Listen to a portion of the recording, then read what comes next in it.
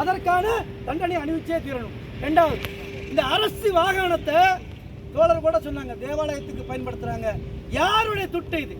இந்த அரசுடைய துட்டை எவ்வளவு பெரிய ஆத்துல இருந்து 1000 லிட்டர் 24 பைசாக்கு எடுத்துட்டு வந்து யாரோ ஒரு கார்ல போவதுக்கு நாங்க இங்க இருக்கிற உழைப்பாளி மக்களுக்கு கூலி கொடுப்பதற்கு துப்பு இல்லை. இந்த கூலியை கொடுத்தவங்களுக்கு என்ன? குறைஞ்சபட்ச ஊதியம் பணியாளை வழங்க வேண்டும் என்று சட்டத்தில் இருக்கு. எதையுமே நீங்க மதிக்கல என்றால் நிச்சயமாக இந்த போராட்டம் என்பது ஓயாது. இப்போ 3-4 நாள் ஆச்சு. ஆனா நீங்க அதற்கு பேச்சுவார்த்தைக்கு பதிலாக வேற திசையில போறீங்க. எங்களுக்கு வேற திசையில போக தெரியும். ஆனா நிச்சயமாக சட்டத்தின் வாயிலாக சென்று கொண்டிருக்கிறோம்.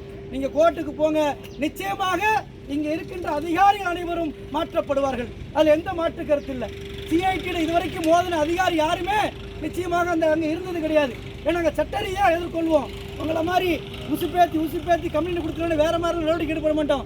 நியாயம் வேண்டும், தர்மம் வேண்டும், உண்மையாக நடந்து கொள்ளுங்க. இந்த சிப்காட்ல 126 ஃபேக்டரி இருக்கு.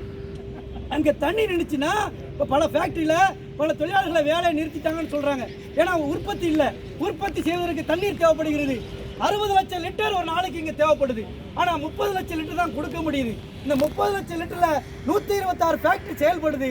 126 ஃபேக்டரியும் உண்மையிலே தடைப்பட்டுச்சுன்னா அங்கே இருக்க தொழிலாளிகள் வேலை இழப்பாங்க.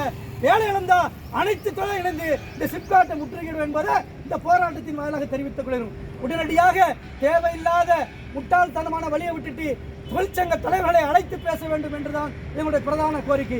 அழைத்து பேசுங்க, உட்கார்ந்து பேசும். எங்கனாலும் சரி, அது காவல் நிலையத்திலையா இல்லை சிப்காட் நிலையத்திலையா.